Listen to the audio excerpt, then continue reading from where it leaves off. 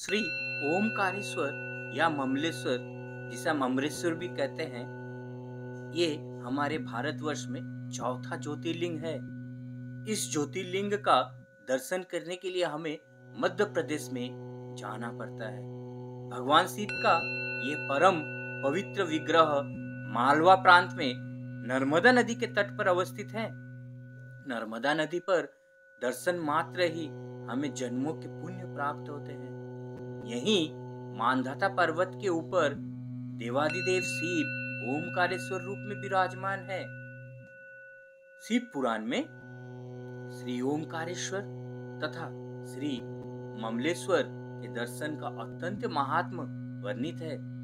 प्रसिद्ध सूर्यवंशीय राजा मानधाता एक समय वहां पर कठिन तपस्या की थी। राजा मानधाता के पुत्र अम्बरीश और मुचुकुंद दोनों प्रसिद्ध भगवत भक्त हो गए हैं तथा जो स्वयं बड़े तपस्वी और यज्ञ के कर्ता थे। इस स्थान पर राजा मानधाता ने घोर तपस्या कर भगवान शंकर को प्रसन्न किया था। इसी से इस पर्वत का नाम मानधाता पर्वत पड़ गया।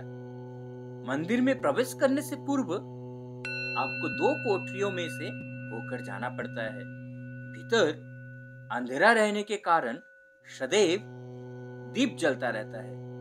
ओमकारेश्वर लिंग गड़ा हुआ नहीं है, प्राकृतिक रूप में है। आपको हर लिंग जमीन पर गड़ा हुआ मिलता है, लेकिन ये लिंग आपको प्राकृतिक रूप में देखने को मिलेगा। इनके चारों ओर सदा जल भरा रहता है। इस लिंग की एक विशेषता यह भी है कि वो मंदिर के गुंबज के नीचे नहीं है। साधारणतः हर जगह पर मंडित गुंबज के नीचे ही आपको शिवलिंग मिलता है। यहाँ शिखर पर ही भगवान शिव की प्रतिमा विराजमान है।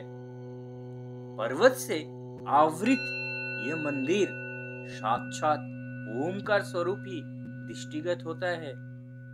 इस मंदिर में शिवरात्रि हो या श्रावण माह हो, आपको लाखों भक्त, लाखों दर्शनकार मिलेंगे जो प्रभु शिव के दर्शन के लिए आते हैं। हमारे 12 ज्योतिर्लिंगों में ये ज्योतिर्लिंग का काफी महत्व है। इस ज्योतिर्लिंग के दर्शन मात्र ही हमें कई जन्मों के पुण्य प्राप्त होते हैं।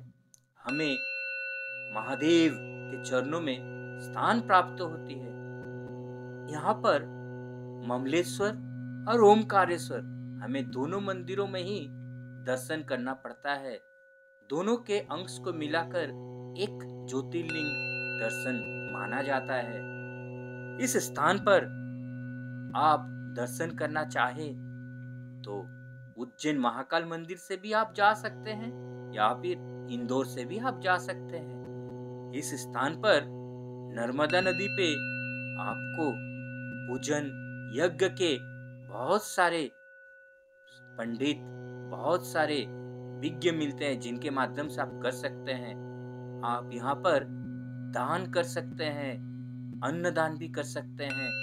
यहाँ पर आप पुण्य के लिए नर्मदा नदी के तट पर पूजा भी कर सकते हैं। खासकर कार्तिक पूर्णिमा को इस स्थान पर आप जाएं तो बड़ी पुण्य की प्राप्ति होती है। कार्तिक पूर्णिमा में यहाँ पर भारी मेला लगता है। लाखों दर्शकों के आवागमन होते हैं। आप इस समय अगर जाएं, पुण्य प्राप्ति अच्छी होती है, लेकिन दर्शन में कठिनाई हो सकती है। बड़ी लंबी कतारों में आपको लगकर फिर प्रभु के दर्शन मिलते हैं। लेकिन प्रभु का दर्शन अगर पाना है तो हमें कष्ट तो करना पड़ता है। ये ज्योतिर्लिंग चौथे पे है और इसके बाद 5वें नंबर पे हमारे आते हैं श्री केदारेश्वर। मेरे अगली वीडियो में ज्योतिर्लिंग के मैं आपको श्री केदारेश्वर ज्योतिर्लिंग की पूरी कथा बताऊंगा।